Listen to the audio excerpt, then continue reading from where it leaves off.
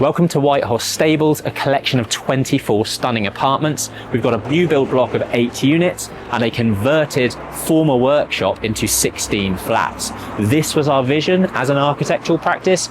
This is what it now looks like. Let's go take a look.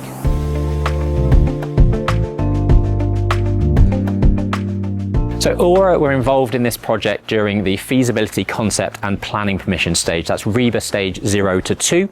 Once planning was approved, the client decided to go down the design and build route, and that then passed over to his own team and he ran that process without us being involved. Stages 3 and 4 include the detailed design, so building regulations, sign off, the real detailed design around where utilities come in, all of that piecing the whole project together, creating a technical construction package to then hand over to a contractor for the tender process. That's something we weren't involved in on this project, but it's great to now come back at the very end and see how the final product compares to what we designed.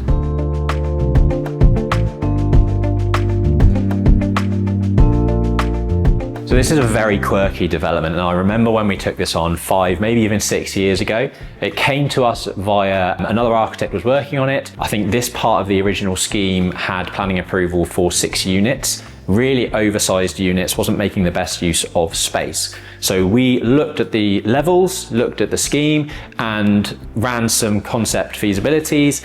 And if we just dig down 1.5 meters, we were able to get an extra floor level in and some funky mezzanine spaces like above me. So we took the 6 units that were oversized, within the same envelope, effectively got 16 units out of it. And this was part of a permitted development right that is no longer available. It was a light industrial to residential permitted development right, and we managed to get all of this under permitted development. So this is a prime example of some of the quirky features that we've tried to get in this scheme. The vaulted ceiling, creating that sense of airiness. Now, good developers over the last couple of years would have had to have pivoted. The market has changed, the sales market isn't where it was. There's more and more demand for rental property. So throughout this build over the last 4 or 5 years, there have been numerous changes that the developer has gone through from the original plans. Like we used to have a balcony that we would have walked out onto. Here, there are things like that that have been value engineered from the scheme to bring build costs down and ultimately be able to deliver the scheme profitably. So with this development, we have lots of quirky features, and a lot of them revolve around this conversion where we have added mezzanine levels in like we're standing on that allow us to make use of the vaulted ceilings and the space, make it feel nice and bright and airy, but also get more saleable space.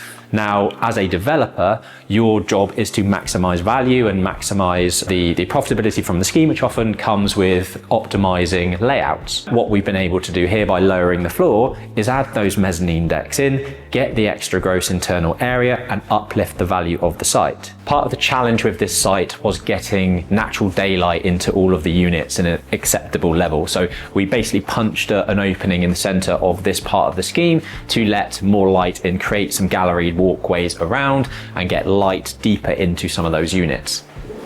So this is a very typical type of layout of apartment that we designed in this space. It's got the open plan kitchen living space on the ground floor level and then the mezz deck above, creating the bed space with the ensuite. This makes use of the higher ceiling heights on this side, and the lower party wall side of the property is on this end. Now, we had lots of challenges at the early stages of this site because of party wall awards. It's a very constrained site. You'll see from the drone footage, the aerial shot, that it's very, very backland development. And I believe there were 16 party wall awards that we had to get in place before starting all of the foundation work. So lots of people to coordinate, lots of additional cost, and lots of people to please, really. So that's the type of constraint that you're going to come up against when you're doing backland infill type development, certainly in central London. So we've been using things like these light wells, again, to get as much light as possible into these mezzanine decks. This one's so bright. You've got the roof light up above, you've got the light coming in from these patio doors, a really nice bedroom space.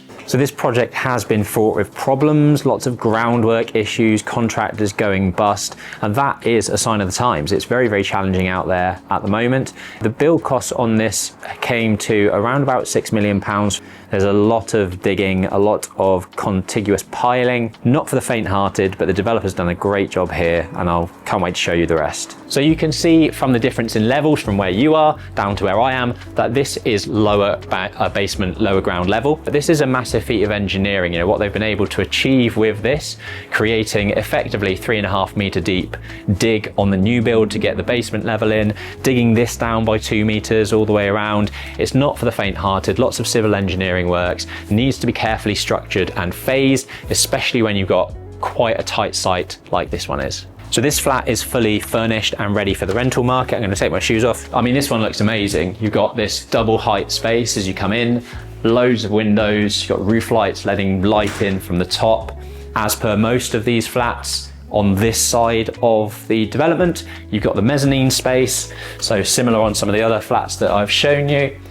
You've got the bed space upstairs with plenty of storage and an ensuite off of that bedroom.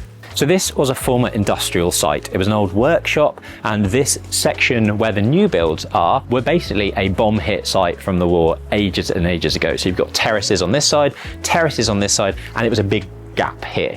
So we've taken the rear aesthetic of some of these neighbouring properties, we've taken the gable ends of some of the rear two-storey projections from the neighbours, and that's kind of the massing that we've tried to pull together with the design for this particular block. So you've got the gable ends that project out at various stages, replicating some of that form of the neighbouring properties.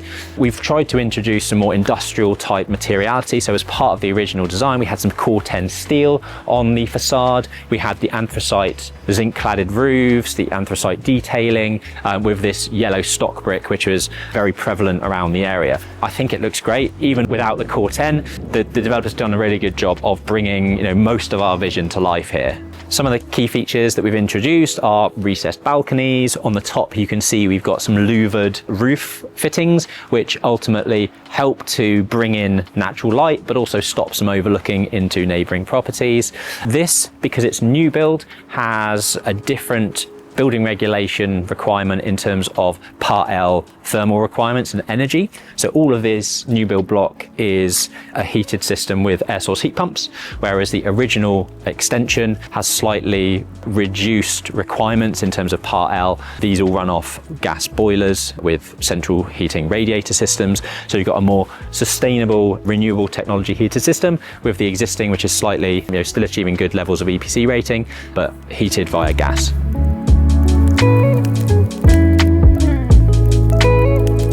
So there was a big gap in between these terraces, big bomb hit site over the years.